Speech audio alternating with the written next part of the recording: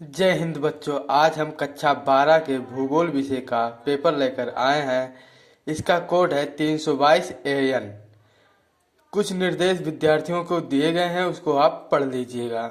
हम सीधे क्वेश्चन पर आते हैं। बहुविकल्पीय प्रश्न में क्वेश्चन नंबर पहला, निम्नलिखित में से कौन सा धार्मिक समुदाय भारत में सबसे छोटा कम मात्रा में है?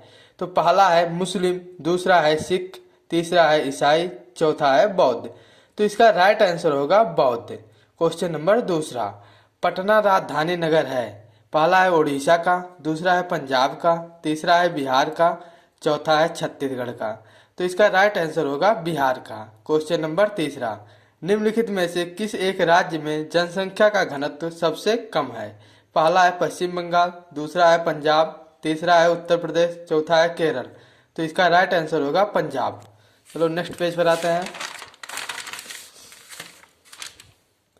क्वेश्चन नंबर चौथा, निम्नलिखित में से कौन सी एक बागाती रोपण फसल है? पहला है गेहूं, दूसरा है चना, तीसरा है चावल, चौथा है रबड़। तो इसका राइट आंसर होगा रबड़। क्वेश्चन नंबर पांचवा, मानव विकास की अवधारणा निम्नलिखित में से किस विद्वान की देन है?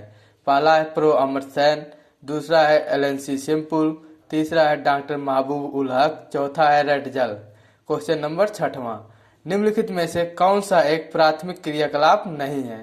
पहला कृषि, दूसरा आखेट, तीसरा विनिर्माण, चौथा खनन। इसका राइट आंसर होगा विनिर्माण। क्वेश्चन नंबर सातवां, भारत में निम्नलिखित में से किस स्थान पर पहला परमाणु ऊर्जा केंद्र स्थापित किया गया था? पहला है कलपक्कम, दूसरा है राणा प्रताप सागर, तीसरा है तारापुर, चौथा है नरोरा। तो इसका राइट आंसर होगा तारापुर, महाराष्ट्र। क्वेश्चन नंबर आठवां, वायु प्रदूषण नहीं होता है। पहला है बस अड्डों के पास, दूसरा है मलिन बस्तियों के क्षेत्रों में, तीसरा है औद्योगिक क्षेत्रों में, चौथा है स्वच्छ वायु के क्षेत्रों में। तो इसका राइट आंसर होगा स्वच्छ वायु के क्षेत्रों में। अब अतुल उत्तरीय प्रश्न में क्वेश्चन नंबर 9, जनसंख्या के घनत्व को परिभाषित कीजिए। इसके अंक 2 निर्धारित हैं।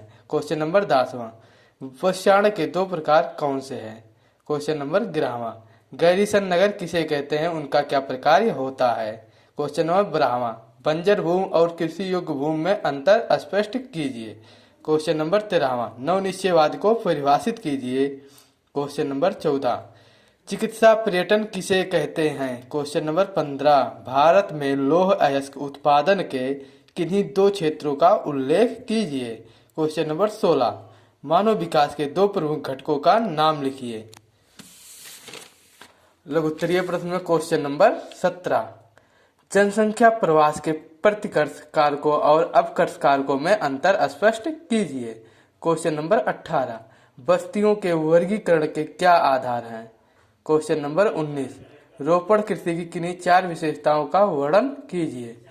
क्वेश्चन नंबर 20, भारत में लिंग अनुपात महिलाओं में प्रतिकूल क्यों है? कोई 2 कारण लिखिए।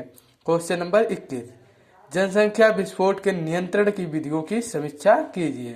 क्वेश्चन नंबर 22, चतुर्थक सेवाओं का संक्षेप में उल्लेख कीजिए।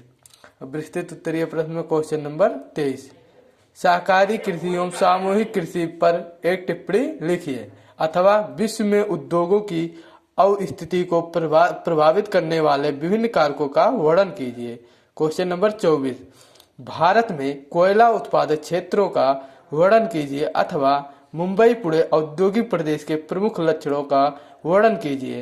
अब मानचित्र संबंधी प्रश्न में क्वेश्चन नंबर 25, पहला है इस राज्य का 10 लाखी नगर। तो इसका राइट आंसर होगा मेरठ।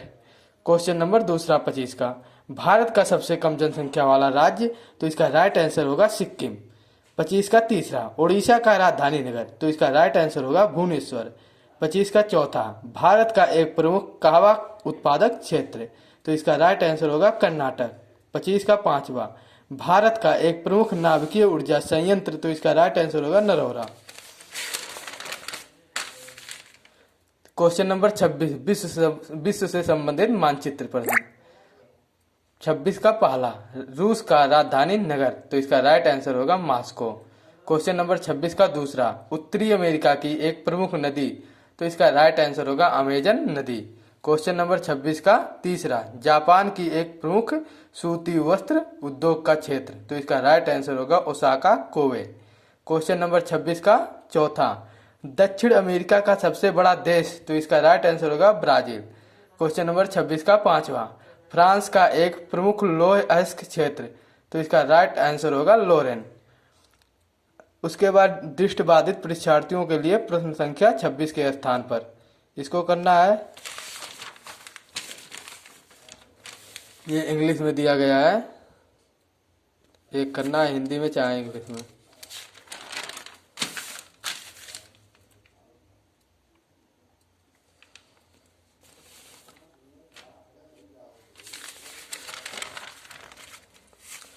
अगर आपको वीडियो अच्छा लगे हो तो लाइक शेयर सब्सक्राइब जरूर करिएगा। धन्यवाद।